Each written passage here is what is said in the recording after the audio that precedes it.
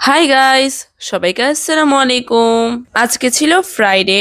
Guys, ফ্রাইডেতে কিন্তু আমাদের একটা আউটিং তো মাস্ট। তো আজকে চলে আসলাম আবারও ফিনলেস স্কোয়ারের সামনে যে স্ট্রিট ফুডের দোকানগুলো আছে সেখানে। আজকে খাবো একদম ঝাল ঝাল নাগা টক দিয়ে পানিপুরি। পানিপুরির এখানে ওনার থেকে প্রায় 6 ধরনের টক ছিল। যেহেতু আমি স্পাইস লাভার, তাই আমি নাগা টকটা দিয়ে সবগুলা ফুচকা খাই।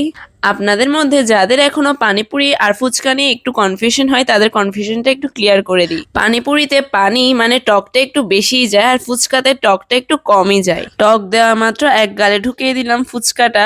আমার মতে ফুচকা এক গালে না খেলে এটার কোনো মজাই নেই। এবার ঝাল ঝাল নাগা টক দিয়ে আমিও একটা ফুচকা খেয়ে নিলাম। সত্যি গাইস, অনেক স্পাইসি আর অনেক মজা ছিল। ফ্রাইডেতে যদি ফিনলের সামনে আসি আর স্ট্রিট ফুড না খাই, সেরকম তো হয় না। এবার পানিপুরি খাওয়া শেষ করে আমরা সোজা চলে গেলাম কাজী ডেইরি আইসিসির ডান পাশে শপিং ব্যাগে।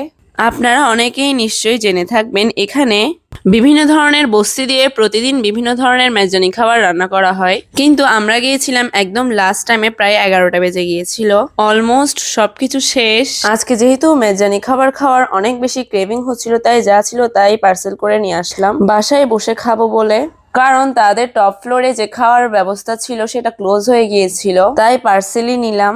আমরা এখানে আরো 1-2 বার এসেছি। তাদের ছাগলের কোরমাটা অনেক বেশি মজা, তাই আজকে সেটাই খেতে এসেছিলাম। তার পাশাপাশি নিলাম চনার ডাল, গরুর কালাভুনা, গরুর মাংস, আর ডেজার্টের জন্য নিলাম জর্দা ভাত। এটা মেইনলি বড় একটা সুপার মার্কেট। তো ফার্স্টেই দেখলাম ফিফা ওয়ার্ল্ড কাপ উপলক্ষে এখানে 3টা গোল করলে জিতে নিতে পারবো আকর্ষণীয় পুরস্কার। কিন্তু আমরা তো এখানে টাইম পাসের জন্য 1-2টা গোল করলাম আর কি। এরপর এদিকে দেখি আমাদের খাবারগুলা পার্সেল করার ডান।